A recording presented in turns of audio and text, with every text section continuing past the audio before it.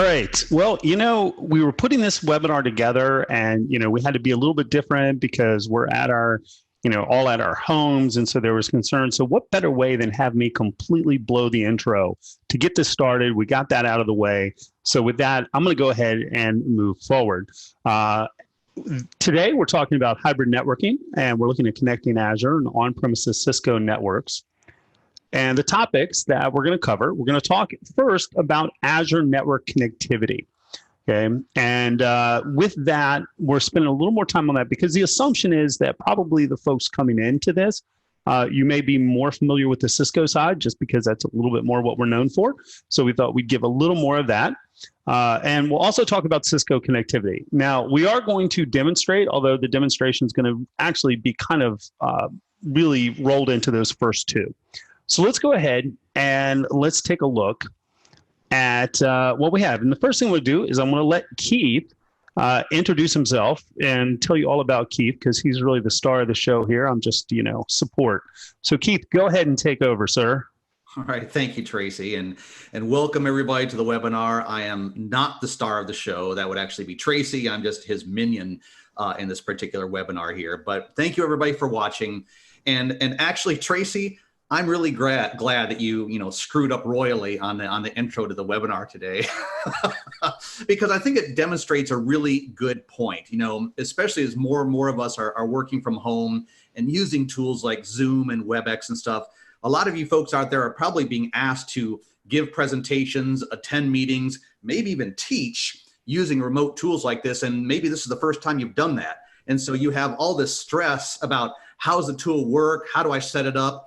And if you add the additional stress on top of that of, I have to get this perfect. I have to be the perfect presenter. I have to be the Brad Pitt of the Zoom world. You'll be stressing yourself out way too much. So don't worry about mistakes in your presentation or whatever. Just get comfortable with the technology and everything else will flow. And Tracy, not a big deal. So don't even beat yourself up about that.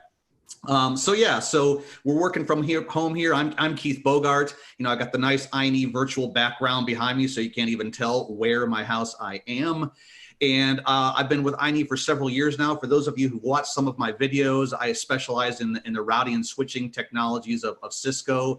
And for this particular webinar, I'm going to be showing you how to create a VPN connection on an ASA, a Cisco ASA, back to an Azure VPN gateway. So that's going to be my role here. And we're going to have Tracy start us out and sort of guide you through the process of things from the Azure side. So Tracy, take it away. All right. Well, thank you, Keith. And first of all, I do want to point out that I am often mistaken for Brad Pitt. So I'm glad we got that out of the way. At The Office, that happens a lot. That's true. Yeah. So, all right. Hey, I'm Tracy Wallace. And first of all, mostly I just want to beg you to follow me on Twitter because I'm just trying to build that up. But in all seriousness, I have been doing this for a while, as has Keith. I've actually been working with Azure since 2011. And I'm all kinds of certified in it, as you would expect. And I've been teaching since I had no gray hair. We'll just say that. And feel free to reach out to me, connect up, questions, be more than happy to talk to you and help you out if I can. All right. That's all there is from me there. Now, what I want to do is I want to take you through some of the basics of Azure networking connectivity. I'm going to talk about just very, very high level. What are the elements of an Azure network, all right, and then kind of how you would put those together to connect up to an on-prem environment, all right? And so in terms of Azure connectivity, these are the options we have. And I'm going to turn off my video for a moment here because I'm going to draw on my screen, which is attached to my webcam, which would just look really weird if I didn't do it this way. All right. So here's what we have, right? You've got an on-premises environment, and you also have over here an Azure environment. And in the Azure environment, we're going to add two what are called virtual network gateways. Okay, now they're not VPN gateways per se, okay, but I'm going to use these to connect up, hopefully with the right thing. There we go. I'm going to use these to connect up to my on-prem environment. And there's a couple of different ways that I can do that. One is by having an extremely squiggly line drawn between them, which is what we would call a site to site. So we'll see if I can. That's not going to let me write. There we go. I'm not going to, that's the last of my writing I want to subject you to. So we'll just talk that out. All right. So site to site, this is a traditional VPN gateway. And this is actually what we're going to set up. You've got a VPN device on the on-premises side. For this webinar, it's going to be a Cisco ASA device. And then we have a virtual network gateway set up as a VPN gateway on the virtual network side. Now, another option to connect on premises would be to use what is called ExpressRoute. Now, with ExpressRoute, okay, that's going over a private network. You set up a circuit with a circuit provider, and you essentially connect up through a private link between them and your on-prem environment, and then they're handling the connectivity between their site and Azure itself. Now, in both cases, you need a virtual network gateway to handle the connectivity on the virtual network side. But again, we're not really going to focus on ExpressRoute in this particular webinar. Now, there's other connectivity, right? So, I mean, if I were to draw a line here, here's my line. Right over here, I've got over on the right, I've got the non-Azure on the left. Excuse me, on the left, I have non-Azure. I know my right from left. All right, so I've got the Azure over here. There we go. Little better writing.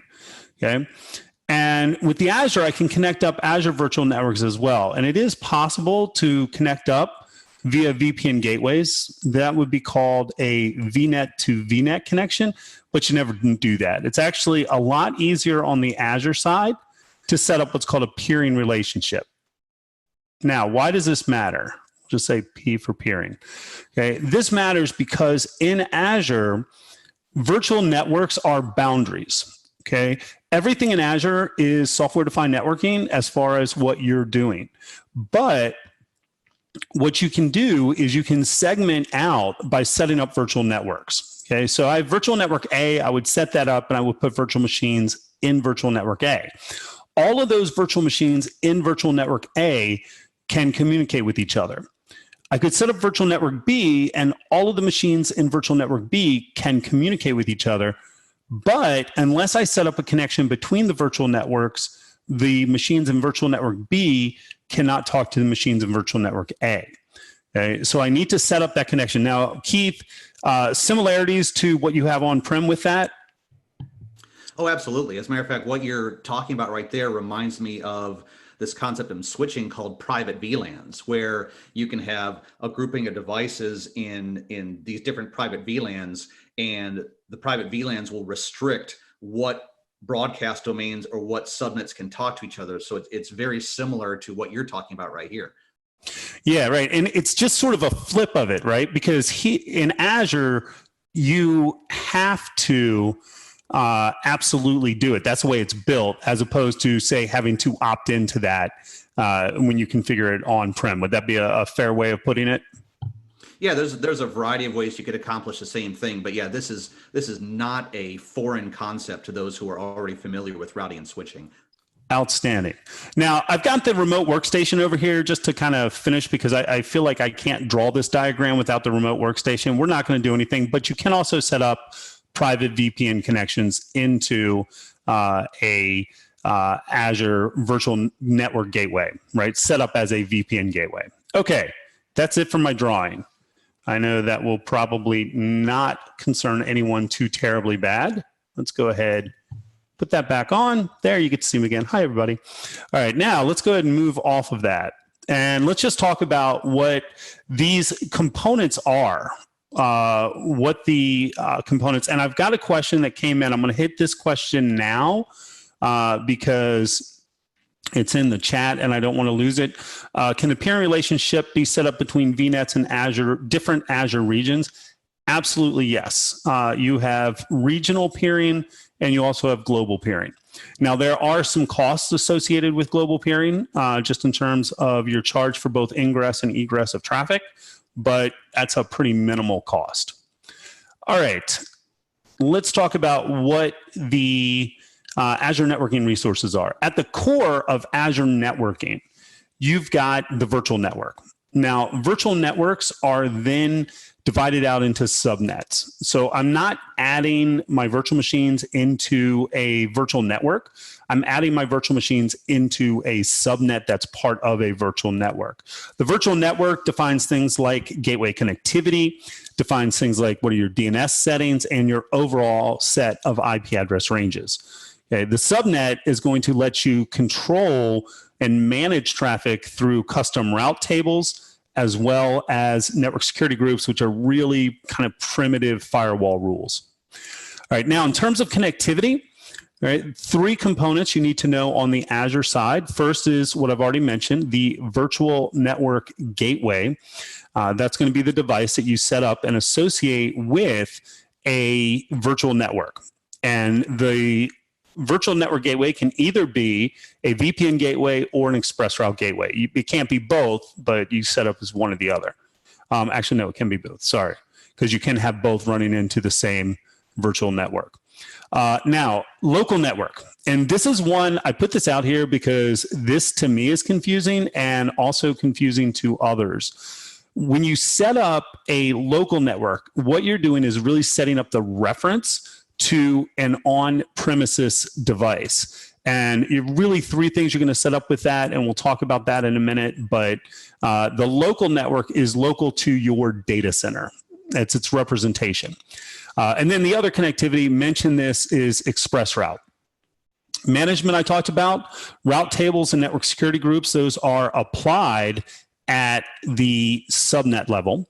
And then there's also all kinds of services. They now have a much more sophisticated Azure firewall, which is a global service that you can use as platform as a service from Microsoft. And there's also tons of network virtual appliances that you can use for routing and firewalling. For example, I do a lot of things with pfSense, and I am not, by any stretch of the imagination, a networking guru. And so if I can do it in Azure, anyone can do it in Azure.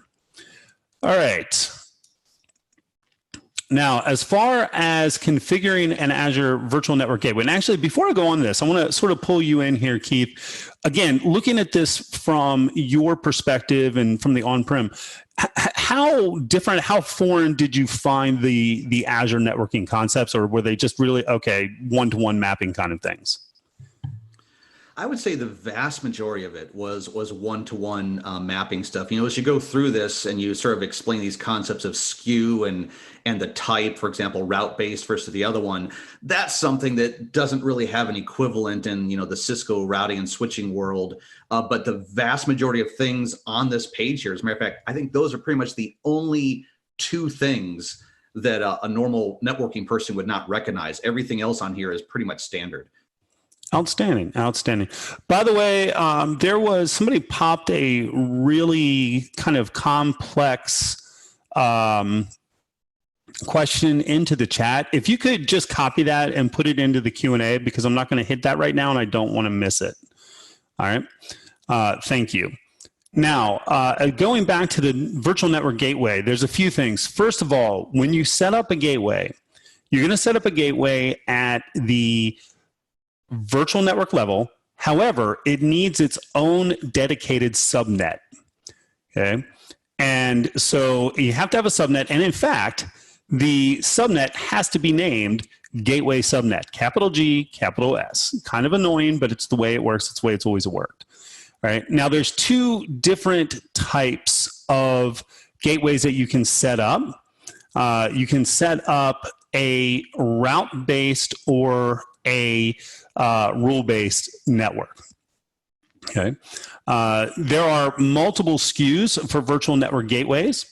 The SKUs are giving you different levels of performance within the gateways. If we have time, I'll be more than happy to pop back and take a look at that. Also, we're not using it today because we want it to be much more just absolute showing you everything, but BGP is supported through the virtual network gateway. On the local network gateway, and again, this is when I'm going to set up and configure my connection to the on-prem. This is defining the on-prem environment. There's really three things. You're going to have the public IP address of the device that you're connecting to that's on-prem. You're going to have the address prefix or prefixes for on-prem.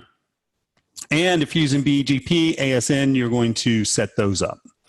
Okay. And then finally, in terms of the connection, you can use IK V1 or V2, although there are some limitations on that. BGP, set that up on the connection level. Also your shared key. And finally, policy. And I'm going to get into policy in just a little bit, but those are the key things that you can set up. Okay. Now, really, most of the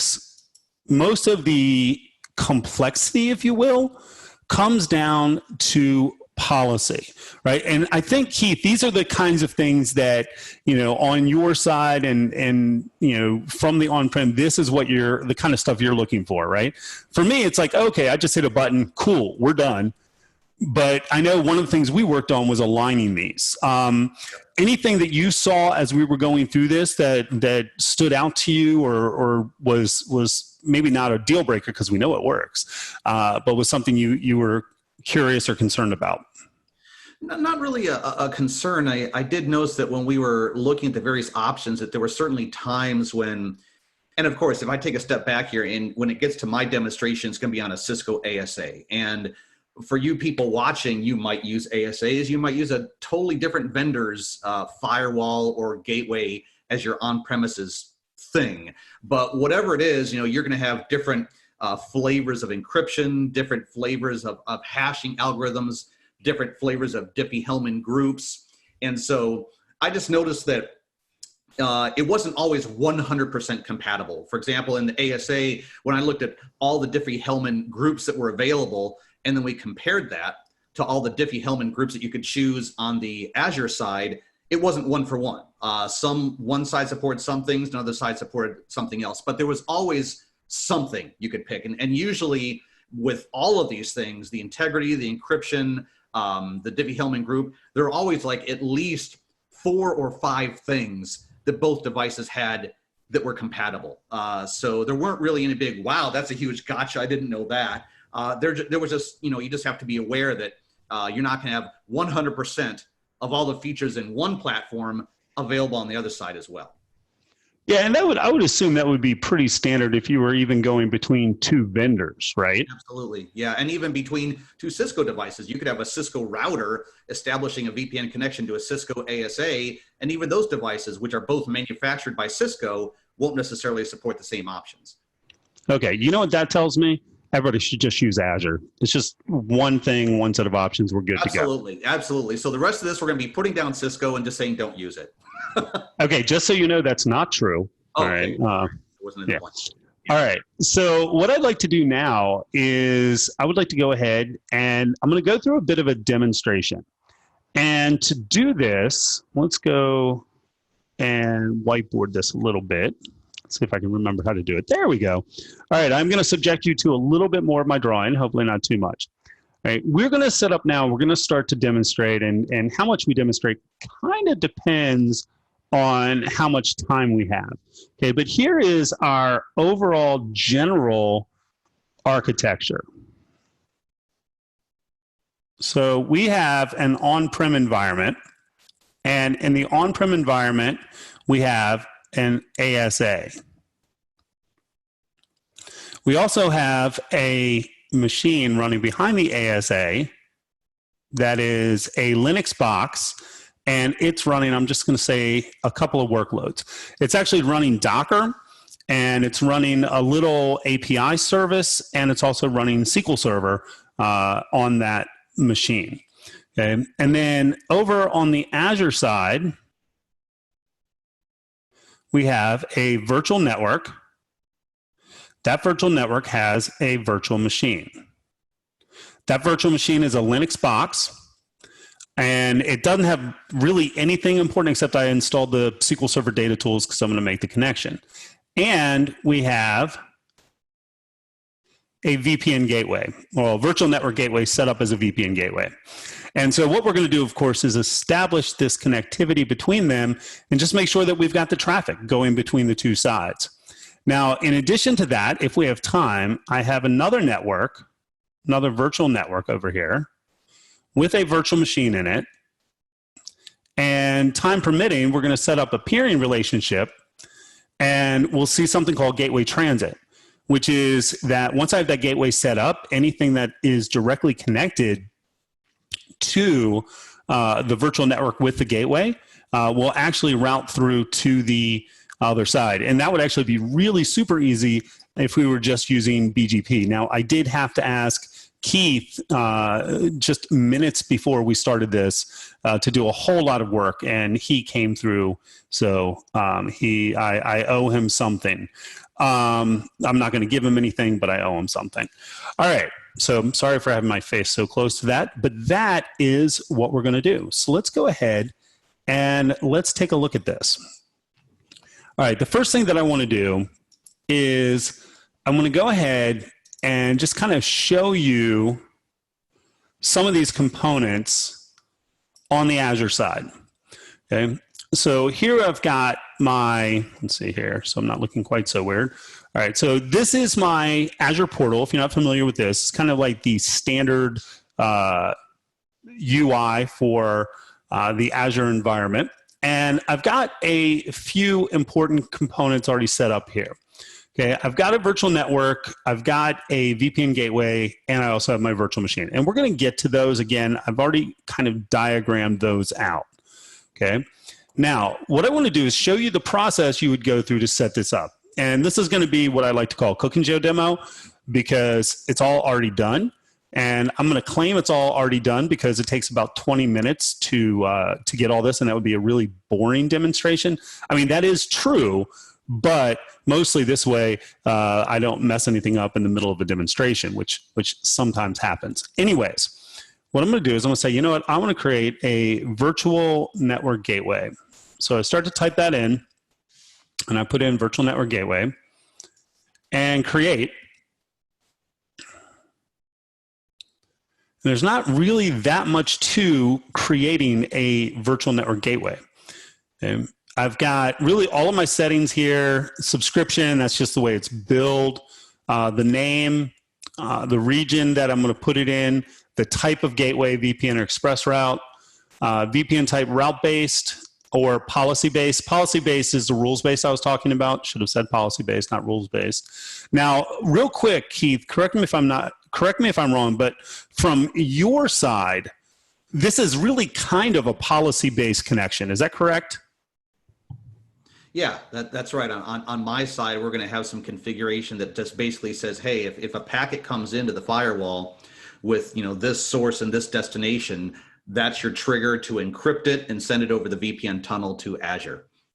Okay, and I bring that up because I think that's one point that is a little bit of, I'm trying to get myself centered here, a little bit of not a disconnect, but a difference in terminology. Now, we're going to use it effectively as a policy based on your side, but by using route based, we can do things such as use BGP. Okay, so I know that was something when we were first putting this together was a little bit of a point of conversation. All right, now, next thing is the SKU, the SKU. And you can see there's actually quite a number of different SKUs that are currently available. And what they all do, and I'm going to bring this up, should be right here. Well, there we go. I knew I had this. Whee! All right. This is a page that we've got, and in fact, what I can do is I can take this page and hopefully do this right. You're not supposed to use chat, but I'll use chat. If you want the link, it's pretty easy to look up anyways, but that's the link with the pricing. And not only does this show pricing, but it also shows you things like bandwidth, how many tunnels can be created, based on these different levels. So if I go with a VPN GW5, that's going to give me 10G throughput, but it's also going to cost quite a bit more than basic. Okay. There are also a lot of features, by the way, that are not available in basic, so you're rarely going to use that. All right, now back to the story at hand. So setting this up, I would go through that, pick a generation. Now I would connect this to a virtual network, and there's one virtual network I could use right now, which I'm going to pick. It's going to tell me that it is currently in use, and it doesn't have all of the same settings. So what I would need to do is create a virtual network for this, and I would go in and I would set up the virtual network settings. Okay, now what it doesn't show here, it comes up and it's got an IP address range for the virtual network. It's got a default subnet. There will also be a gateway subnet created within that, because you do need the gateway subnet. Okay, and it's yelling at me because I'm not going to actually finish this up. All right, other things I've got here: public IP address, has to have a public IP address. Okay, and it can be in active mode, so I can have two endpoints on the other side and connecting up to this to give you redundancy and throughput. And then you can also configure a BGP ASN. All right, and so those are all the settings at the virtual network gateway, which I'm not actually going to create because I already have one, because that literally would take 20 minutes. Now, once I've got my virtual network gateway, right, and assuming that the virtual network gateway is set up and connected to the virtual network, the next step is say, okay, now what I want to do is I want to represent what's on premises. And I'm going to do that by creating a local network gateway. And so to do that, I would come in here and create a resource. And Tracy, sorry to interrupt you for a moment, but by all means. One thing I'm wondering about, and our viewers might be wondering about as well, is that in that screen you were just showing us where you were setting up the virtual network gateway, there weren't any selections or characteristics for VPN, like the type of IKE, V1, V2, the type of encryption. So are you going to show us that, or would you have needed to proceed further into the creation of that gateway to get to that section?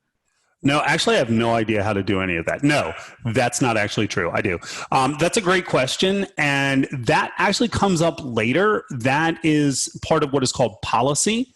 And policy is really applied at the last step. It's applied when you define the connection between the VPN gateway and the on-premises environment, all right? Meaning that I could have, for example, a single VPN gateway that had multiple different connections, and those connections could, in fact, have different settings based on policy. Makes sense. Okay, thank you. Absolutely, great question. Hey, I didn't even tell him to ask that, just so y'all know. That was purely off the cuff. That was just us riffing off of each other. All right, now, next step, now that he completely interrupted my flow. Now I'm setting up the local network gateway. Okay, and what I do with the local network gateway, I would give it some name, not my name and address. We'll say delete me because I'm not actually going to create this. Then I would need to set up the public IP address that I'm going to connect to. So I would say 8.8.8.8, which I'm not actually going to do. Okay, I could set up address spaces. I can also set up BGP. So I can set up the autonomous system number, the BGP peer IP address, okay? And so pretty basic there. As I said, I can also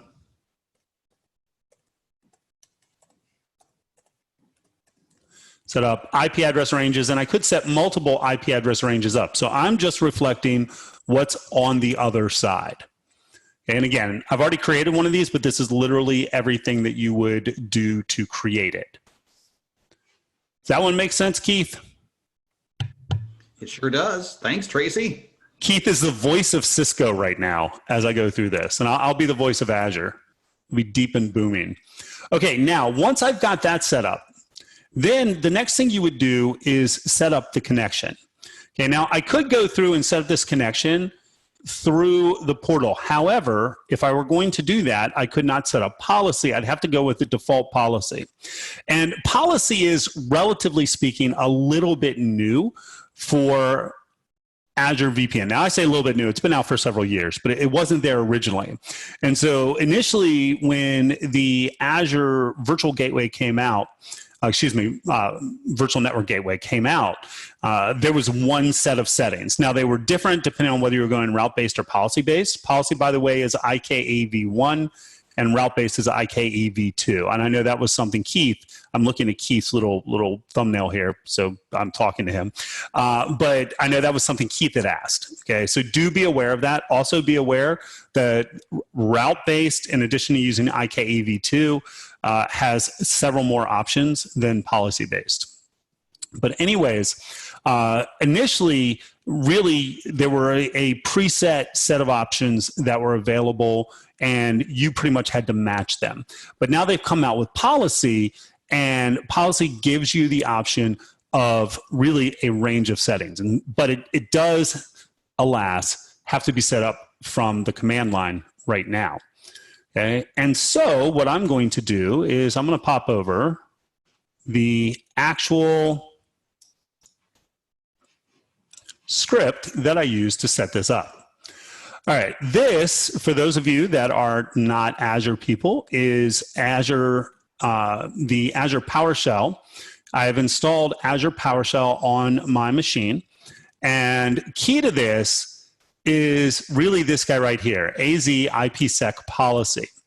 Okay, and so what I'm going to do, these are just some names that are used as I set values, right? But really the key to this whole thing is setting up this ipsec policy. And particularly, this is where Keith and I work together to say, okay, what are the values that I've got for these different settings? And I also know, Keith, there were a couple settings on your side that aren't here. And there was a function that you were concerned with. Do you remember that? And this is me having no Cisco networking. No, that's all right. It was just in Ike v2, it also incorporates something that Ike v1 doesn't have, which is called a pseudo random function. It's the command starts out with PRF, and we discovered through Tracy and I doing this that if I just left the PRF to its default setting, it worked just fine. So we don't really have to worry about that. So yeah, and that's a good thing, right? Because I mean, if you're looking at this and you're a Cisco person, you may be asking, where is that? And the answer is it's not here. But it's okay because Keith fixed it. So, all right. Anyways, you see the different settings. I've got them broken out here. So we've got the encryption that's used for IKE, the integrity, the DH group, and then the IPsec side, right? The IP encryption, and then the IPsec integrity, and also what PFS group you're going to use. Now, the SA lifetime seconds and kilobytes, we didn't really do anything with. And there was a question that was posed to me. And that question was, okay, what are the different values, the different options that you have? And this is really where Keith and I went through and said, okay, what matches, what's going to give us the best functionality and the best security that's available on both sides. Right. And so you can kind of see, and again, I think there were some DH groups that you were interested in using that weren't present. Do I recall that correctly? Yeah, there was, I mean, you could, Azure there supports most of them. I mean, there was probably 3 or 4 groups that are not in that list, but what you show there is, for all intents and purposes, more than sufficient for, I would say, 99% of all VPNs. Okay. And again, if it doesn't work with this, then clearly the problem is on your side, not on Azure's side. Absolutely. So, thank you for bringing that up, Tracy. Yeah, no problem. That's what I'm here for. All right. So once you set that policy, then the rest is really pretty straightforward. And again, I'm not trying to put anyone to sleep here with details of PowerShell, but I get a reference to the virtual network gateway and a reference to the local network gateway, and I then connect them up. All right, and it's just saying, okay, connect these two things and use the policy, and most importantly, use the extremely secure shared key that I am now sharing with everyone And I'm very sad I won't be able to ever use a shared key again because it's so super secure. All right, what does all of this give me? Well, what all of this gives me, if I can find it, there we go, right there. Okay, all of this gives me my connection. All right, now I'm popping back into my visual environment, and here I've got my connections. Okay, now I've already got a connection, so I already went through all of that process, and literally what you just saw there, that script is exactly what I ran. Not terribly exciting to see a script run. Okay, now right now, this is saying it's not connected. Okay, and the reason it's not connected is because Keith, being a braver soul than me, is going to do his part of this live. But again, I literally walked through every step that is done on the Azure side. So I've got my VPN gateway. It's associated with a virtual network. And I've got the local network gateway, which is representative of what Keith is working with on-prem. And then I've got the connection between the two of them, wherein I supplied the policy that's going to define, all of the settings for that VPN connection. And that's pretty much it on my side. Keith, do you have any questions before you take over? No, I think you've been really clear. Okay, that's really all I wanted. I told him to say that, by the way, just so we're clear. All right, Keith, I am going to let you go ahead and run with this. So everybody, you now get to hear the dulcet tones of Keith teaching. So take it away, sir. You're welcome. So here comes my dulcet tones. So thank you very much, Tracy. That's very cool seeing all that and how you can do that. That PowerShell stuff, I think that just made my brains run out of my ears. So I will leave that in your capable hands. From my side, from the Cisco, specifically, once again, dealing with an ASA, the key thing that you have to remember when setting this up is, you as the learner, as the network engineer, you might be very comfortable already setting up VPNs between, your Juniper router and your Cisco router, or your Cisco ASA and your Cisco router, whatever. And you might be thinking, okay, I've just been told I need to create a VPN connection to my Azure resources. And just that concept of Azure resources, in the cloud, virtual networks, might cause you to start freaking out like, oh my gosh, I'm gonna have to learn something completely new here in order to get my Cisco device to talk to the Azure device. And hopefully up until this point in time, you're starting to realize that while yes, the configuration of the virtual gateway in Azure is GUI based with some, PowerShell things you have to do, on the Cisco side, you're just connecting another VPN. All you need is, if you're configuring the Azure side or somebody else is configuring the Azure side, like in this case, Tracy is, you just need to get from that person the exact same VPN parameters that you would normally get if you need the VPN parameters on the Cisco router or the ASA. You just need to know, what flavor of IKE are we doing? What flavor of encryption and Diffie-Hellman groups, the stuff that typically has to match. You just need to know that in advance to set up your ASA. So, Tracy, I believe you are still sharing. So if you could stop that share, I will go ahead and share a couple of screens here. Wonderful. Thank you very much. Okay, so I'm going to go ahead and share. Let's see here. Which one is the appropriate one? I think it's this. All right, yes, so you should be looking at my demonstration ASA right here. And just gonna real quickly walk you through a real basic VPN connection here. Now, I will clarify one thing that Tracy said. He said that we've set up our IPsec policy to have the most secure VPN possible. Well, this VPN is gonna be pretty secure, but there are gonna be some aspects of it that you're gonna think, well, wait a second. He's using SHA-1 as his integrity when there's much stronger flavors of SHA. Yes, there are, but just to make this smooth sailing and make this easy, we're not using the highest grade encryption, integrity, and algorithms and everything else. So just, but the format is the same.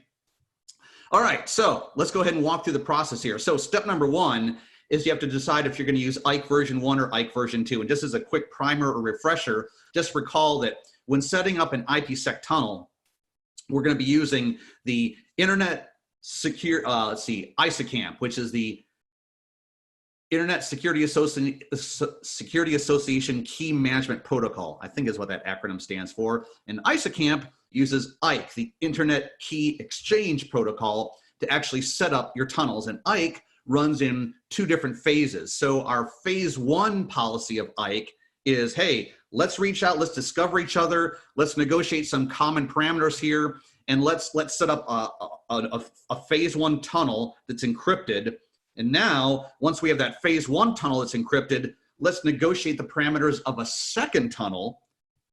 So that negotiation is all encrypted, and that second tunnel, which is what we call our phase 2 tunnel, that's ultimately what we're going to use to send our secure encrypted data back and forth between, you know, the virtual networks and everything else. So we need to start out by supplying the parameters for the phase 1 tunnel. So we're going to be using IKE version 2 here, and this first step is creating an IKE version 2 policy, and that number is a priority number. The lower the number, the more preferable that priority. So we're starting out with priority number 1, and the things that we need here within this are, you can see, we need the encryption type, and we've already, you know, set up the Azure side to use AES 192. We need to select some sort of a hashing algorithm for the integrity. So we're just using the secure hash algorithm. We have to select a Diffie-Hellman group number, which is going to use to dynamically determine what the encryption key is that's going to be subsequently used in the phase 2 tunnel. And there's different Diffie-Hellman group numbers. Generally speaking, the bigger the number, the more secure it is, but the more processing power it takes to come up with this encryption key. So we settled on group 14. Pseudo-random function, I'm just letting it default to SHA. You know, most documents you read will say, hey, whatever integrity you have, just match that in your pseudo-random function. And then we're going to set up a lifetime. Now, clearly, if this was a real production environment, so the way the lifetime works is that the smaller the lifetime, like this is a pretty small lifetime. This is only 1 hour here, 3,000 seconds. So the smaller the lifetime, the actual more secure the tunnel, because once it reaches a lifetime, it has to be rekeyed, renegotiate, and come up with all new parameters to keep everything going. So the theory is that, hey, you know, if you're doing that fairly frequently, if someone's sniffing your traffic and trying to figure out your encryption keys, by the time they've figured it out, if they can, if they have a supercomputer or something, it's too late because the lifetime's already expired and you're now on to, you know, a second tunnel and a third tunnel. But of course, the downside to that is it takes more CPU resources. So in a real production environment, you might want your lifetime to be higher than this. Okay, so that's all we need there for our phase 1 parameters. Now, secondly, we need to tell IKE how to do its phase 2 parameters to set up that actual encryption tunnel, sometimes what's called the ipsec tunnel. This is going to be used to actually encrypt our data. So for that, the command is the crypto ipsec IKE v2 ipsec-proposal. And then we just give it a descriptive name. So here I'm saying Azure-demo. Okay, so here, so if you've done any studying on IPsec, you know that at a real high level, you've got a couple of protocols you can choose from with IPsec. You have authentication header, which gives you integrity and authentication, but no encryption. Or you have encapsulating security payload, which gives you authentication, integrity, and encryption. So if I was doing this on a Cisco router, I'd probably have both choices, authentication header or ESP. But you know, in the real world, probably 90%, if not greater, of all VPN tunnels use encryption, right? I mean, that's the whole reason why we want to do VPN tunnels, is we want to encrypt, so we want to use ESP. And as a matter of fact, here in the ASA, if I do protocol and then question mark, I don't even have authentication header as an option. I only have ESP as my option. So within ESP, we're going to choose 2 things. Now, ultimately, in our phase 2 tunnel, there's 3 things that have to take place. We have to negotiate the type of encryption. So I'm going to do that right here. I'm going to say protocol ESP, and then the encryption I'm going to use is going to be the exact same as what I used in phase 1. So we're just going to have that exactly the same. Second thing I have to negotiate in my phase 2 tunnel is the type of integrity I want to use, the type of hashing algorithm I want to use to make sure that the data hasn't been modified or changed in transit between the ASA and the VPN gateway. And we're just going to use SHA-1. Now, that's probably not the most secure flavor of SHA, but you know, in this case, it'll work. We've got set up. Now, the third thing we would need to actually do is, how are we going to do authentication? Are we going to do digital certificates, you know, a PKI infrastructure? Are we going to use some sort of pre-shared key? Now, for this purpose, for this demonstration, it's just a lot easier to use pre-shared keys.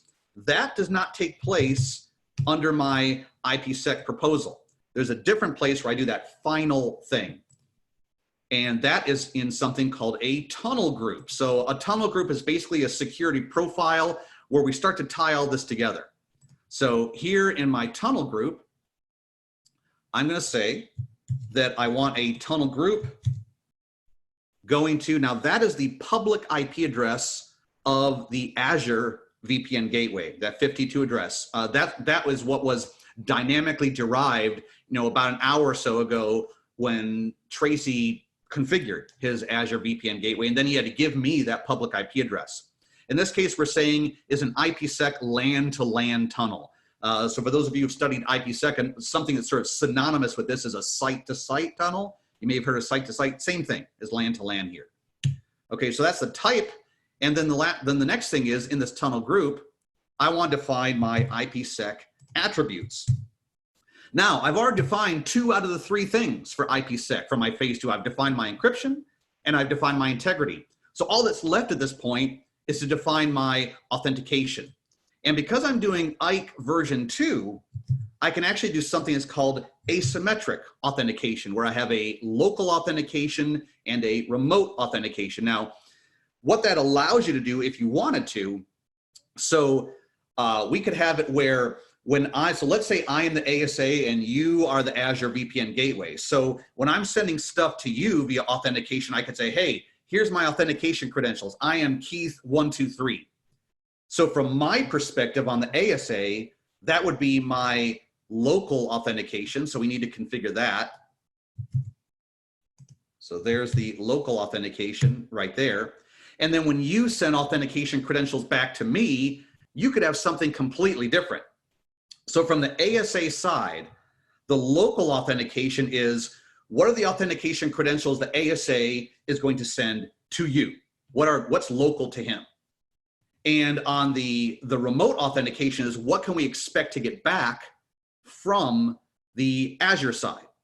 Now, in this case, we're just having the passwords be exactly the same. Notice that Tracy said we're using a very, very secure password of ABC123. So even though we're using remote and local authentication, which could give us asymmetric authentication if we wanted to, in this case, we're just doing symmetric authentication of the exact same stuff.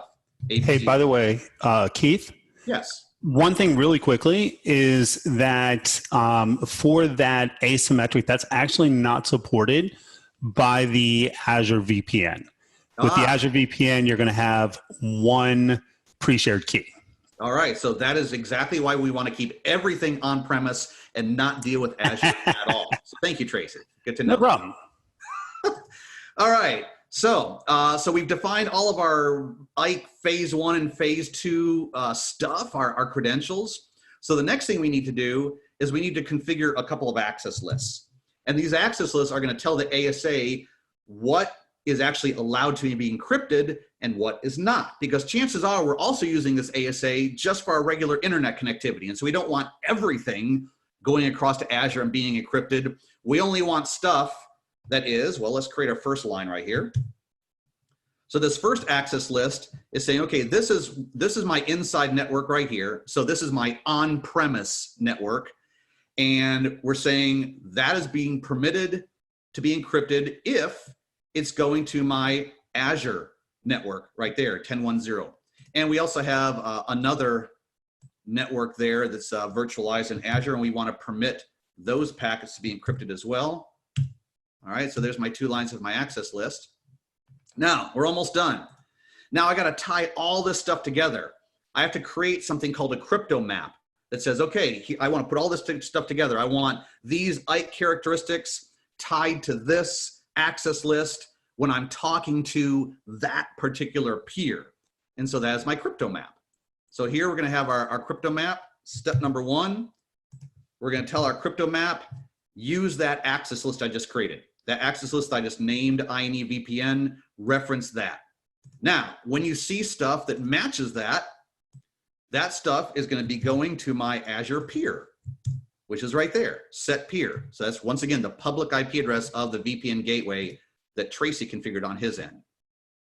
And then what I want to do is I want to then I want to use IKE v2, and I want to use the IPsec proposal that I also previously configured, which was called Azure Demo. All right. Now, is this going to work? I'm going to give you a little hint here. This is not going to work because I forgot a couple of critical things, but I want to show you what happens. So what I forgot is stuff that people very commonly forget. So let's go ahead now and let's share. Let me go back into, I'm going to go ahead and share at this point the actual Linux device that we have, which I think is this guy right here. Yes. All right, so this is our Linux device on our inside network in the on-premises environment. And I'm just gonna ping. Is that the correct address, or is it, Tracy, is it 10104? I think it's 10104. There it is. That's the correct address right there. All right. So if my ASA was correctly set up, this would generate interesting traffic, which would bring up my IPsec tunnel, and we would expect the pings to work. Now, we might say, okay, let's just sit back for a few seconds and wait. I'll tell you right now, we can sit here all day long. These pings are not going to bring up the tunnel because I'm missing some stuff. How do I know the tunnel's not working? Well, clearly the ping's not working. I could also do a couple of show commands. For example, show VPN-session LAN to LAN. There are no active sessions. Right there, clearly not working. Show crypto IPsec SA, do I have any security associations, any IPsec tunnels? No, I don't. Also show crypto IKE v2 SA.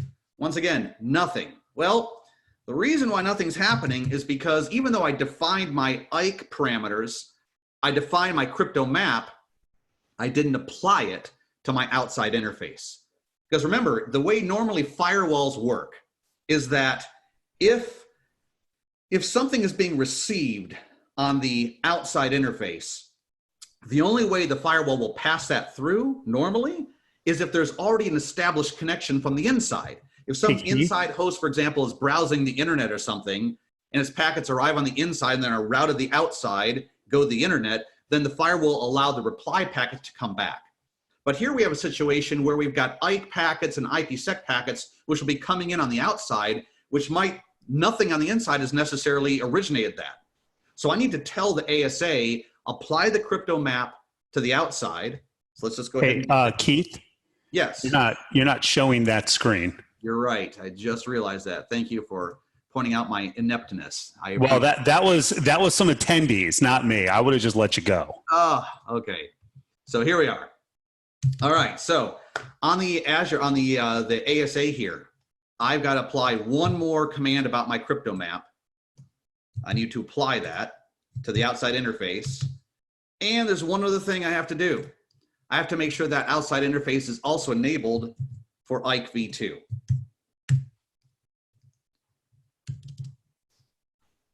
Okay, so that is actually the first time we have seen that command. Let's just see if it took the, let's just see if it took it or not. We're looking for our crypto IKE v2 stuff. Where is it? Somewhere in here. Crypto. Okay, here's the crypto. That's not it. That's not what we're looking for.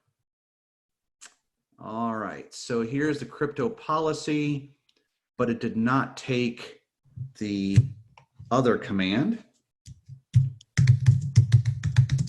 Just so you'll know, Keith has done this successfully more times than I could count. Which is about 10. Well, yeah. Let's just.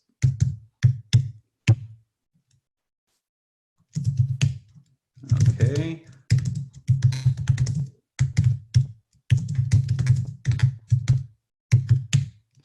And let's just try applying it once again. All right. Error opening IKE port 4500 on interface outside. This is why I'm very happy that we have Carl with us. So Carl is our network engineer here at INE who specializes in ASAs and IPsec. as well as a whole slew of other things. So let's see if we can, because yes, I did this just before. Let me just verify. So we configured the IKE policy. We configured the IKE v2, IPsec proposal. We configured our tunnel groups, our access lists. We applied the crypto map. The only thing I can think of that I did differently this time is before this, I applied IKE v2 on the outside interface first, and then the last thing I did was apply the crypto map on the outside interface. So maybe it doesn't like the fact that I did it in reverse order. So let's test that theory. Let's just get rid of this one command here. Let's take the crypto map off of the outside interface, and let's see now if the ASA will have no problem with this. No, of course it doesn't. All right, so what else can we try to do at this point? By the way, tell you what, while Keith is troubleshooting that, and nothing better than getting to do that live, but he'll get that fixed, and you guys will absolutely, you will absolutely see that. I want to handle. There's a bunch of really good questions in the Q&A, and you're probably sitting here wondering why you guys have submitted so many questions and they're not being answered yet. Okay, so I'm going to take some of these, and I'll tell you there's a couple of these that are aimed at me that I'm actually going to have to do a little bit of research on. And then some of them also I'm going to show you there were some things people wanted to see, which is fantastic. All right, so the first question up here came in actually about 40 minutes ago, and I did talk about this, but I just want to make sure that it is officially answered. The question was, aren't gateways associated to subnets versus virtual networks? As you saw, gateways are associated with virtual networks, but they do have their own subnet. Okay, so they have to have their own dedicated subnet, but they are considered to be associated with the actual virtual network. All right, now the next one, we struggle connecting to our customers in Azure with VPN tunnels where they already have address space allocated. Is there a way to source net a resource in Azure prior to traversing a route-based VPN? We have them rebuild the entire environment or use an NVA to avoid IP overlap. Unfortunately, that last sentence is a solution. And really what it comes down to, though, is kind of wanting to think about architecting your IP addresses. And so that's just something to be aware of. And again, I would like to give you a different answer than that, but that is the answer. Now, as far as I know in the next question, this is a little bit long, but by default, if both ExpressRoute and S2S VPN are deployed, and there we go. If both ExpressRoute and site-to-site VPN are deployed into the same VNet, Azure will prefer ExpressRoute as long as route prefixes match same length. Is there a way to prefer site-to-site VPN for a subset of prefixes over ExpressRoute without deploying routing NVA? What's interesting, and I have to look at this, I believe the answer to that is no. I'm wondering, I might be able to fudge that with a little bit of routing, but I don't think so because I'm not going to get that internal IP address, that local IP address of the VPN endpoint. So most likely you would go with the routing NVA on that side. All right. But that's one, by the way, and I'm going to ask our intrepid digital marketing person if she can make sure that one gets saved, because I do want to double check on that one. The next question down here, Microsoft documentation online states that, where'd I go there? Each virtual network can have only one VPN gateway. What happens if the gateway goes down? How can we achieve gateway redundancy for a virtual network inside Azure? Okay, that is an excellent question. Now, there's a couple of things. First of all, the gateway is a service, is the first thing. So it's platform as a service, meaning that Microsoft is responsible for things like redundancy. But in addition to that, I'm going to pull up and share out, and I'm going to leave this share open because there's going to be a number of things I know that questions related to this. All right, I'm going to go and pull up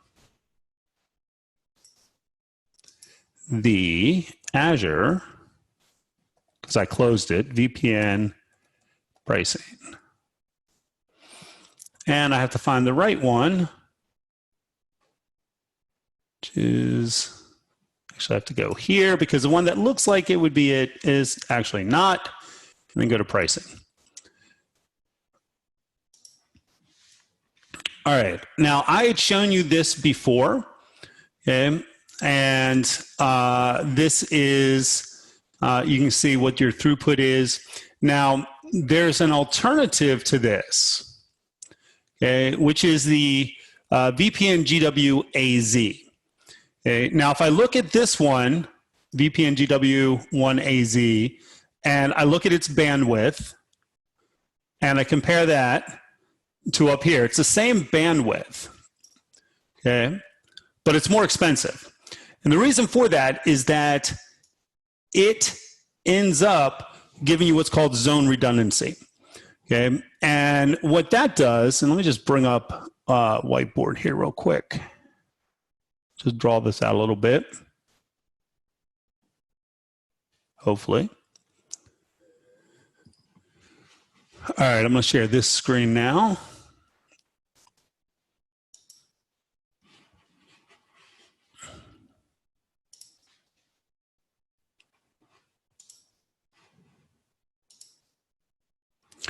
Okay.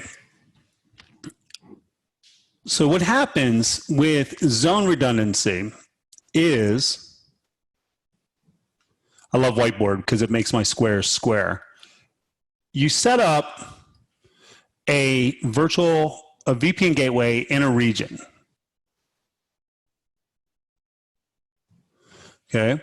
But if I have zone redundancy, there's 3 different data centers that VPN gateway is actually going to be live in. So you get really high redundancy with your VPN gateway.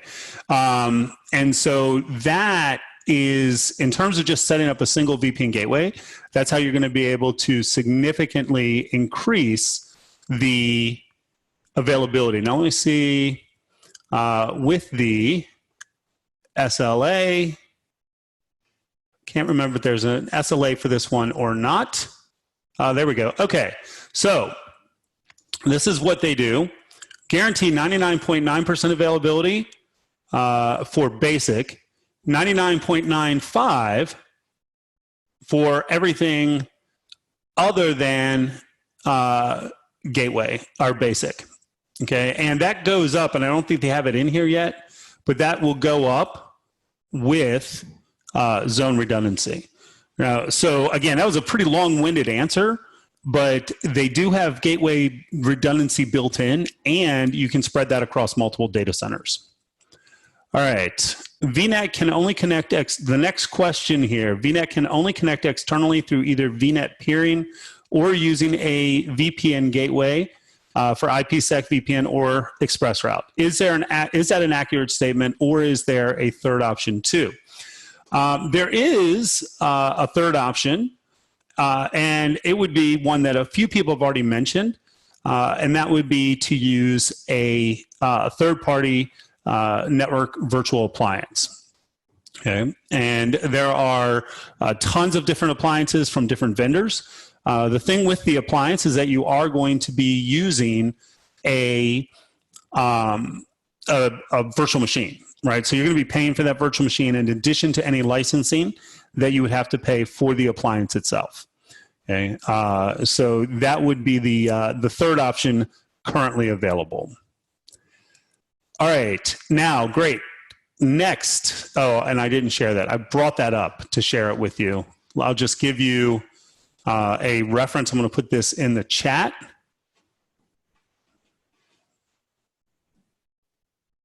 Stop sharing for a second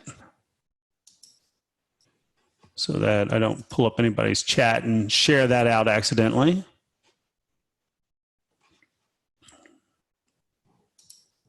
Well, apparently I don't have chat.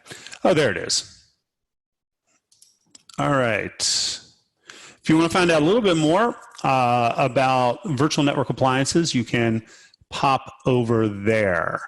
All right, now what I'm going to do is go back and share this screen again.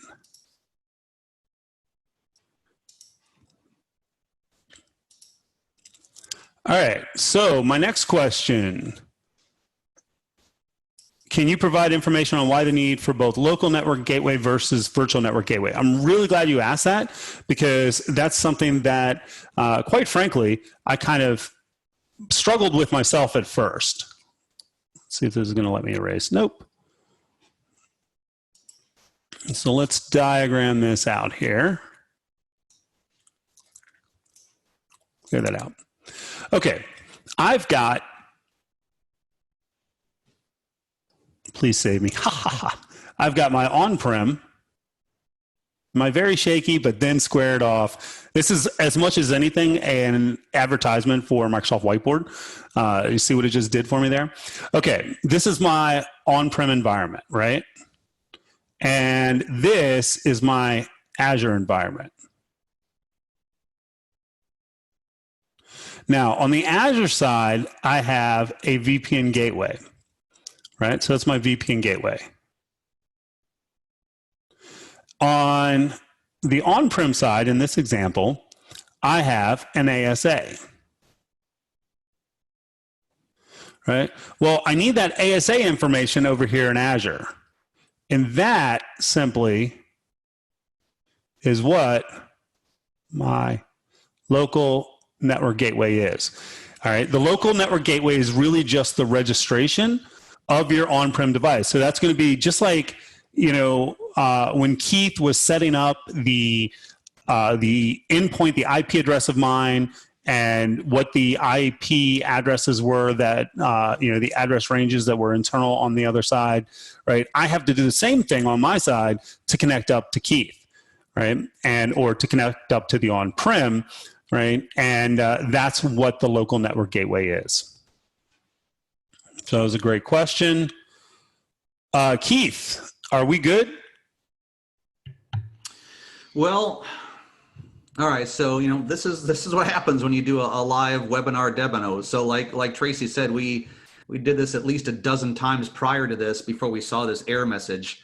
So everything I've been researching says that for those of you who are ASA folks, say that by clearing all the translations with a clear xlate command, it's supposed to rectify that problem. But we have tried that, and we are still getting that error message. So at this point, okay, hold on a second. We might have it working now. Just one moment. All right, so let me go ahead and share, and I can at least share the screen so you can see if it is working, what that looks like. Let's see, I think it's this one right here. Yes, I think that's the right one. All right, so let's do show crypto. Actually, let's do show VPN-session LAN to LAN. Okay, so it is working. We're not seeing you type right now. No, that's okay. All right, so we should not have gotten that error message. The short story is, when I did this several times before, once I enabled the crypto map on the outside interface, and once I enabled IKE v2 on the outside interface, then the ping started going through and the VPN tunnel came up. And so then it would have brought us to where we are right now. So looking at the show VPN session, we can see we've got a LAN to LAN session. It is up. And if we do that command a few times, notice that when I did it the first time, packets transmitted and packets received was one number, and now that number is increasing. So the tunnel is up at this point. So once again, just as a refresh of what we did, at this moment, I can't really explain that error, but okay, so just as a high level overview of what we did to fix it, apparently there was another VPN session already going through this to a different VPN endpoint, and we had to kill, so we had a VPN session on the inside network of the ASA going to a completely different VPN endpoint. We had to kill that, and then we were able to enable IKE v2 on the outside interface. Not sure why we had to do that, but that was the fix in this particular situation. So what we have here, just to once again go through it. So the order of this, actually let me share something else, which I think will be a little bit more explanatory. So hey, while you're sharing that, quick question. I believe, if I'm not mistaken, first of all, Keith, go get yourself an adult beverage after this, because that was well done. And second of all, I believe this ASA that we're working with is not necessarily the latest ASA, right? We just sort of picked one up and dusted it off to set this up. Is that accurate? That's accurate. Yeah, that's fairly accurate. All right, so this here will sort of bring it all into focus. Okay, so here you can see we start out by creating our IKE v2 policy, and unfortunately when I highlight it, it does that, so you can't really read it. Actually, wait a second, that's why I have this. So here was our IKE v2 policy for our phase 1 tunnel. Then once we did that, then the next logical step, which I intentionally skipped over for a good troubleshooting exercise, bad idea, was we needed to enable that on the outside. So normally that's what you would do next. Then after that, then we create our IKE phase 2 parameters of our encryption and our integrity. And then we went and we created our tunnel group. And that's where we put the authentication parameters of that phase 2. And that's the first time we saw the outside address of the VPN gateway. So that was in there. Then we went on to define our access lists. You could have also used object groups if you wanted to, but I wanted to simplify it a little bit with access lists, defining what traffic would be interesting traffic, which would be worthy of bringing up the IPsec tunnel. So we see that right there. Then we tied it all together with the crypto map. And in the crypto map, we mashed it back to that ACL, INE-VPN. We set the global peer of who we're gonna create that tunnel to. We tied it back to the up here, this Azure demo, we tied that in, and then we applied it to the outside interface. And once again, I left that off intentionally saying, oh, this would be a good troubleshooting exercise. Bad idea, sort of backfired on us. And then that was basically all we did at that point. And now the tunnel is up and working. And so that's really all we need to do on this side. So Tracy, was there anything you want to demonstrate further now the tunnel is working? Absolutely. And by the way, I'd like to make the point that since you got it working and since it involved no stress on my part or work on my part, you actually made the right decision. So well done. And what I'm going to do now is I'm going to go ahead and share out my screen and hopefully share the right screen here. And I just want to kind of take a little bit of a look at what we can do from our side. So I want to connect up to, unfortunately, I've already got it set up here somewhere, one of these guys. All right. This is a direct connection that I have. This is a connection from my machine into a server that's running services in our on-prem environment. Okay, and what I'm going to do here is I've got Docker running, and if I'm actually typing in here, hopefully. All right. Well, this is what I get for being kind of a little bit of a smart aleck. It looks like this has locked up on me, so we'll have to pull up another one here.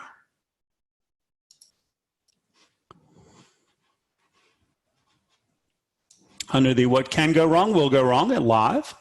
And hopefully, there we go. Okay, now I'm connecting up. And again, this is our on-prem. I'm going directly now to on-prem. Hopefully putting in the right password. There we go. All right, and now I'm going to go sudo docker ps.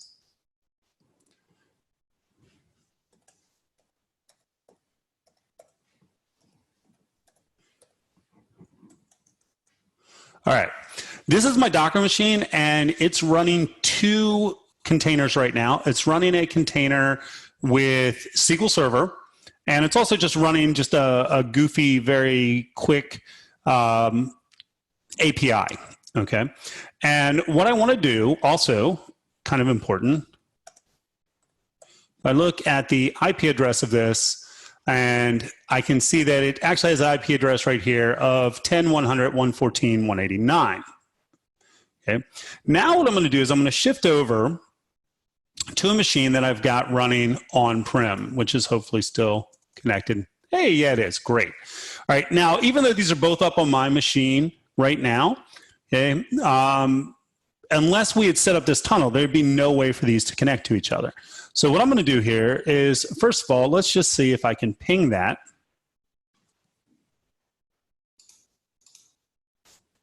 Apparently I couldn't copy it, so let's try that again. Let's see, what are we there? 100 or 10.100.114.189. And notice I am getting a response from that machine. Okay, but I wanted to show you something more than just pinging, because really that's super basic, okay? But I can also do things like connect up to a web API, a REST API. So we'll go 10.100.114.189, and it's on port 8080. Just comes back with some snarky advice if you ask a question. So it came back with this response, and so we're good there. And then the other thing that I can do is I could run a SQL command, and let's see if I can. Server is going to be 10.100.114.189, and user is going to be SA. Let's see if that gives me enough. There we go.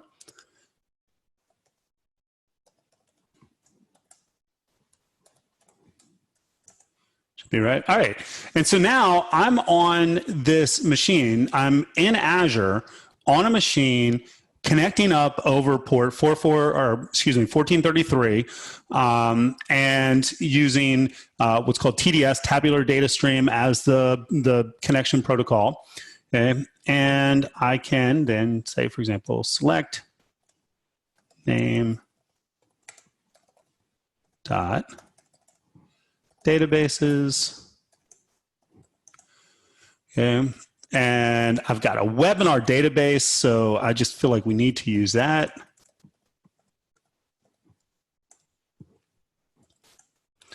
Okay, and then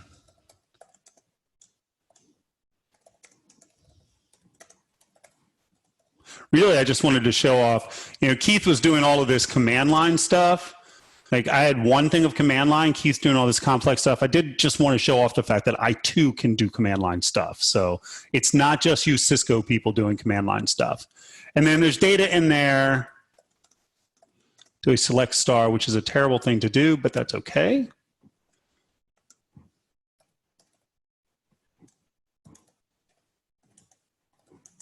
Anyways, so it's got some data, and there we go.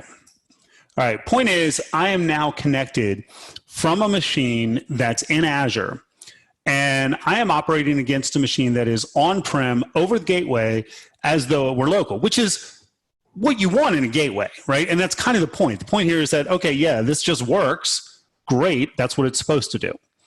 All right, now what I want to do, let's see. Yeah, we got a little bit of time. We'll take it just a little bit farther, because why not?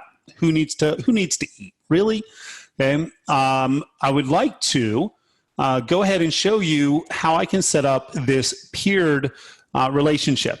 Okay, and so to do that, and by the way, again, I just want to remind you that I know there's a bunch of questions, great questions, and we will get to them. I just want to go ahead and show you this.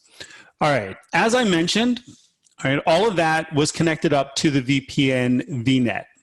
Right, but I do have another virtual network, if I go and pull up my webinar peered resource group, okay, I've got this peered virtual network that is not actually peered to anything. It is currently in the central US, whereas my network for my actual hub there is in East US. And so what I want to do is I want to connect these up through a peering relationship. So I'm going to come in here and I'm going to go to one of the virtual networks. It doesn't matter which one. And I could do this from the command line as well, but I think it's prettier to see it from a UI. And I'm going to go to peerings, and I'm going to add a peering. Okay, and the name of the peering is going to be, in this case, hub, even though I didn't name them hub and spoke, it's really what it is, hub to spoke. Okay, and I'm going to connect to my webinar peered VNet. Okay, and the webinar peered VNet, I did not delete it. It actually had its own peering already set up to this side. You need a peering in both directions, just like with a VPN connection, you need to set that up in both directions. Just a lot less setup here. Okay, and what I'm going to do here is enable this, and very importantly, I am going to allow gateway transit. Failed to add. Create, because remote peering. Oh, of course. So, Keith, while I fix this mistake, any questions in that list you want to answer real quick? Actually, I've been going through the Q&A as you've been doing this and heading off any questions that I could on my side. So I think we're pretty much caught up. There's still some Q&A questions in there that are Azure specific, but I know that you are already in the process of doing this. So there is one question here that I did not have a chance, and I think just from listening to you, I can answer this question, and then maybe when you circle back around again, you can add some additional details. But someone is asking how ExpressRoute differs from site-to-site VPN. And from what I've heard you discuss, it sounds like the main difference is that, you know, with the way we're doing it right now, the not ExpressRoute, but the other alternative, site-to-site VPN, is we're just using the regular internet, right? We've got our ASA connected to the internet via, however, cable modem, DSL modem, you know, Metro Ethernet, whatever. And then our internet, the internet is the transport network, which is connecting us to Azure on the other side. Whereas ExpressRoute would be for a company that says, you know what, I don't really feel comfortable having my VPN, even though it is IPsec, you know, even though it is encrypted and everything, I don't really feel comfortable having the internet as my transport network that my VPN is going across. I would actually rather have more of a dedicated connection between Azure and my site and have that. And that's what ExpressRoute is really used for. And like you said, it's much more costly to do that, but that's your other alternative. So that's the only question I can see here that I can lend any additional insight to. So how are we doing on your side? Do you still need additional time, or how's it looking for you, Tracy? No, we're good. This is, I think I'm going to have somebody else on the webinar every time I have a webinar to take care of things when they don't quite work. So actually very similar to Keith's situation, I had set this up before and I deleted one side of the peering, but not both. And so I just kind of went through, I deleted the other side, and then I recreated it exactly the same options that I'd set up. But I do want to show you those options again. Okay. Now this is one side of the peering. Okay. And what I want to point out in particular is I want to allow virtual network access across the peering. That would be really just a way to shut down the peering if for whatever reason you didn't want to delete it, but you had to disable it. Okay, but more important, allow forwarded traffic. Now I don't actually need to allow forwarded traffic on this side of it, but I am just to kind of get things together. And then on this side, configure remote gateway settings, use remote gateways. This is my peered network. This network does not have a VPN gateway, but I'm saying across the peer, it's okay if the other side has a gateway, and go ahead and use that gateway. All right. So that's the from that side. And then if I go to the primary network, and again, going through the UI, you set them both up at the same time, but it does set up two separate connections. If I go over here to the peering from the side that is effectively the hub, the side that has the VPN gateway, and I look at this peering connection, okay, here I say, okay, I'm going to allow gateway transit from this side. So it's kind of, you're setting it up on both sides. On one side, you're saying, hey, I've got the VPN gateway. I'm going to allow peered networks to use it. And then on the peered network, you have to say, yes, I would like to use the gateway automatically for the for that side that has the VPN gateway. All right. And now once I have all of this set up, then it's just a matter of connecting. Okay. And I'm going to go back and I'm going to show you my absolute favorite thing with Azure. I don't know why this is my favorite thing, but it is. And that would be the network diagram. Now, this is the network diagram for the peered network. All right, and I want you to notice that on the peered side, I have a virtual machine. This is a Windows virtual machine. I have a virtual machine. It's got a public IP address that I'm just going to connect to over 3389, which is a security, horrible thing to do, security over the internet, but that's just what I'm doing now. It's going to be deleted, so you're not going to be able to break in anyways. Not that any of you would, but if you were so inclined, this will go away. And then it's just got its virtual network. Now, this is actually peered to the other virtual network, but I don't have that direct connect to a gateway or anything else. But I do have my virtual machine, and it opened up on the wrong window, of course. Let's pop that over. Okay, so there's my virtual machine that I just connected to. Let's bump up the size of that font just a little bit.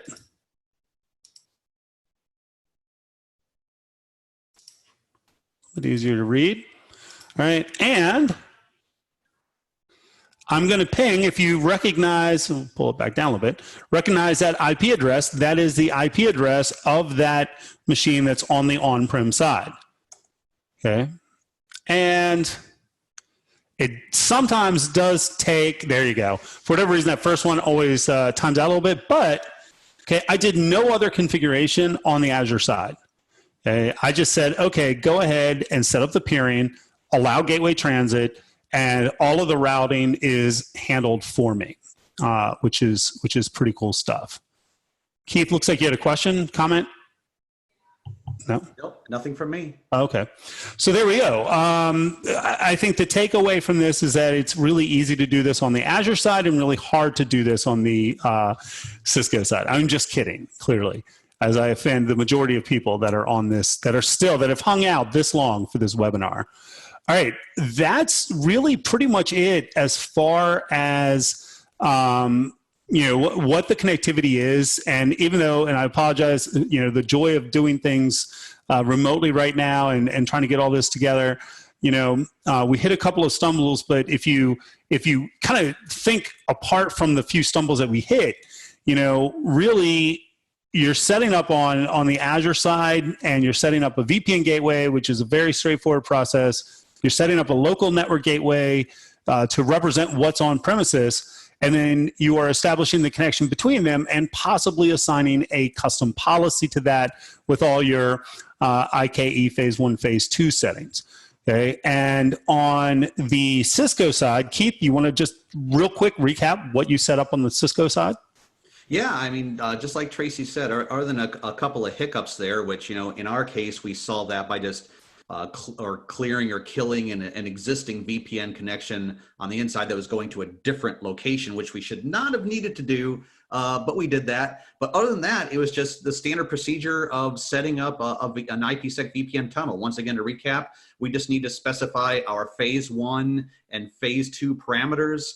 And we needed to create our tunnel group and our VPN and our crypto map to tie all that together. Now, a couple of people did mention, hey, how come you didn't do this in the GUI in ASDM? Well, a couple reasons. So reason number one was that, you know, we only have limited time here. We can't demonstrate both the GUI of ASDM as well as the command line. Reason number two, honestly, if you search a bunch of forums and stuff, there's probably an equal amount of people who have frustration and questions about setting up VPNs as they do with just getting ASDM working. So ASDM, the software that provides you the GUI, is not an easy task to get that working. There's a lot of compatibility issues and stuff.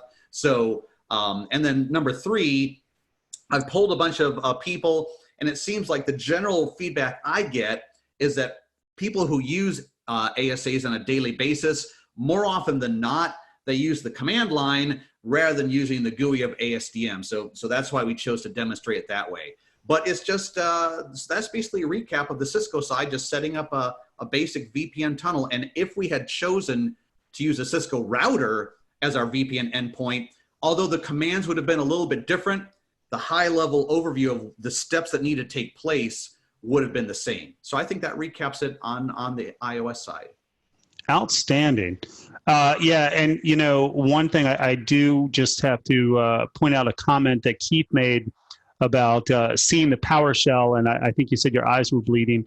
You know, at least with PowerShell, I have one set of tools that works for everything that I do. Just saying. This would be cross technology smackdown here. Okay. Now there's 9 questions still open. They're good questions. I'm going to go ahead and get these questions. I do want to say, first of all, you know, thank you all very much for being here and, you know, for just supporting us doing some of these. And we'll definitely look forward to doing some more. You know, give us some feedback. What are some topics you'd like to see?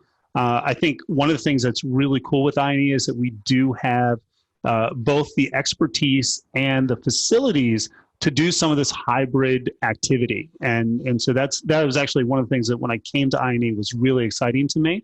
I joke about Cisco, but mad respect for it and for what it does, obviously. So again, just, you know, reach out to us if there's some things you want to see, you know, just let us know. And with that said, I'm going to go ahead and I'm going to hit these questions and then we'll let y'all go because we've been going a little while. All right. So the next question I have in here is for smaller companies, would you recommend a hub and spoke design where the VPN gateway or, you know, Azure firewall, your shared services are deployed in the hub and the remaining business systems divided into dedicated spokes with peering between the hub and spokes? Yeah, that is typically the recommended architecture. I think one thing you want to think about is not over designing your network in Azure, right? You know, if you've got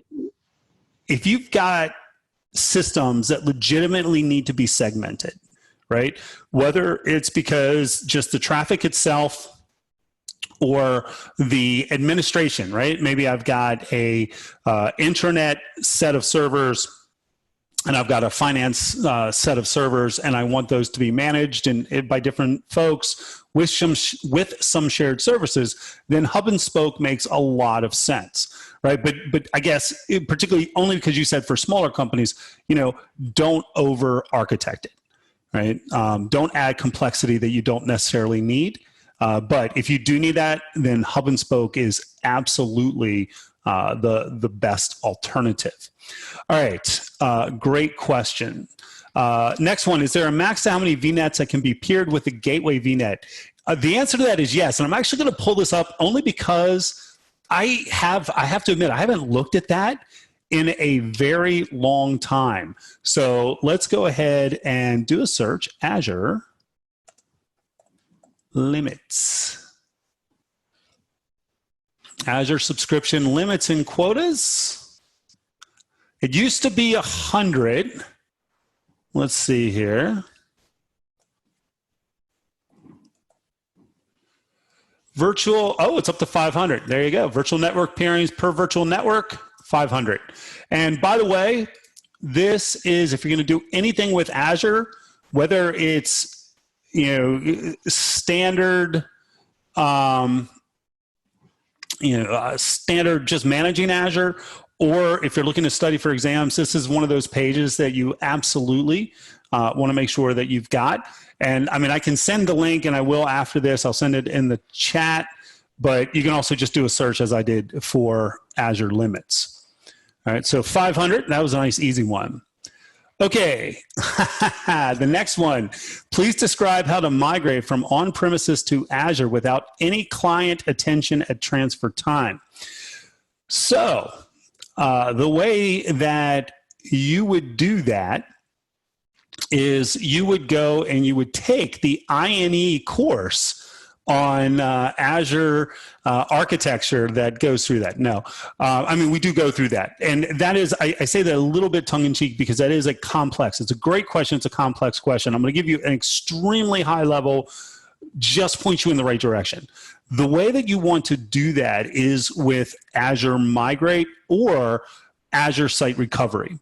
Okay, now Azure Migrate is really a combination of two things. It's a pre-migration discovery and classification in terms of what you have and how it's going to migrate. And then actually for the migration itself, Azure Migrate uses Azure Site Recovery underneath.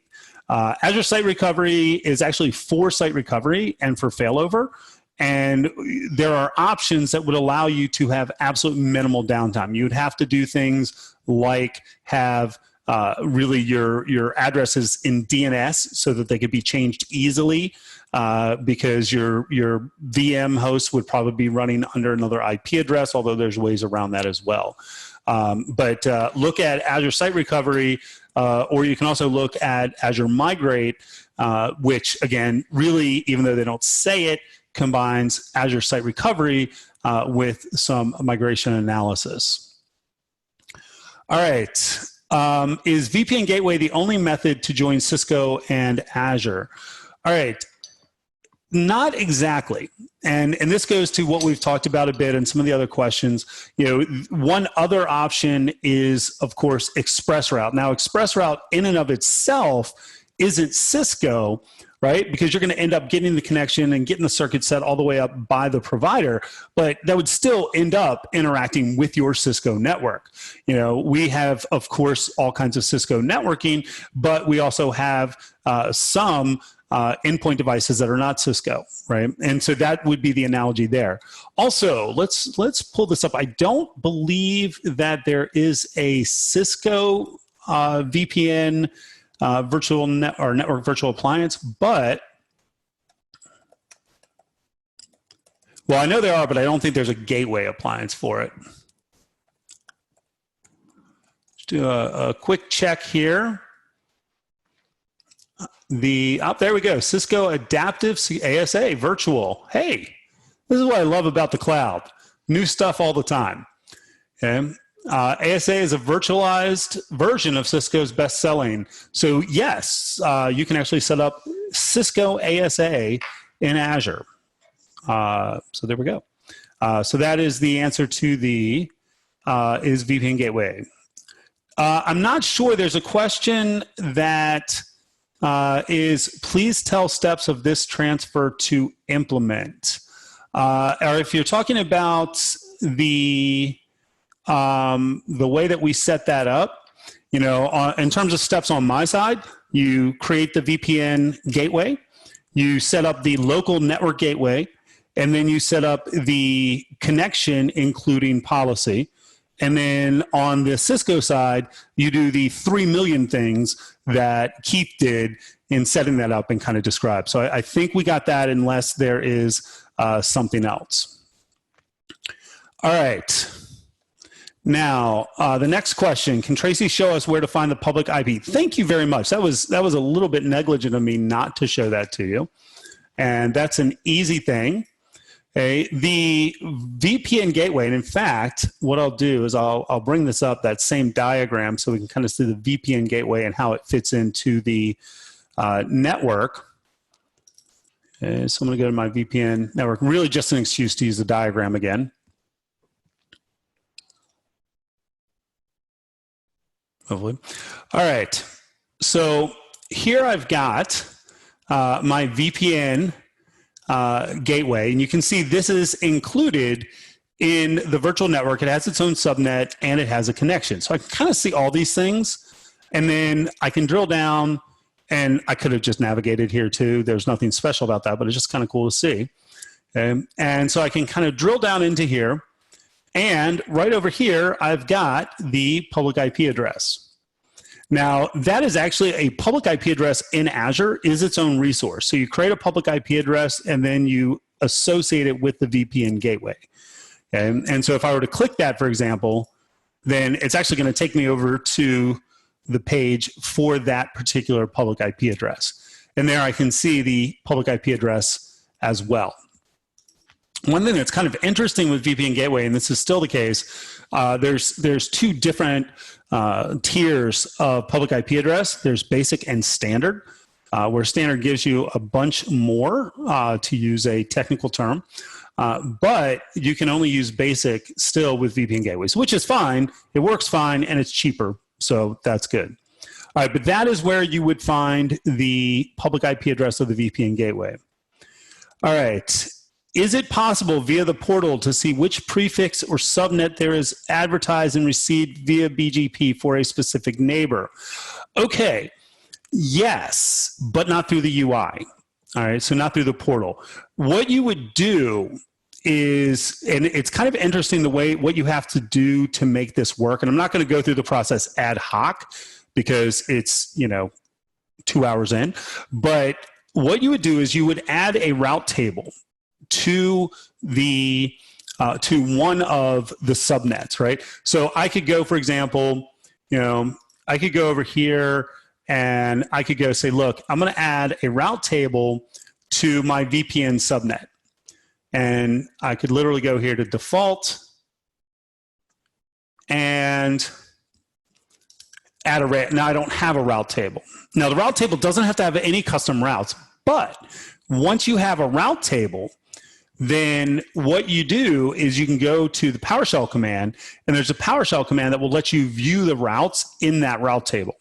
And the routes will include any custom routes, but also automatic routes that are provided at the system. There's two different categories of routes. There's system routes, which is what the BGP and the gateway routing is going to give you, and then there's user-defined routes. And for whatever reason, even though the system routes are not dependent upon having a route table, in order to view them, you have to have a route table. No big deal. It doesn't hurt anything. It's just kind of a weird little glitch. Not even glitch, just thing.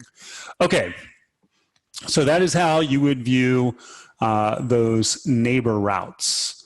And the next question, how is ExpressRoute different from site-to-site VPN? That was answered just absolutely brilliantly by Keith.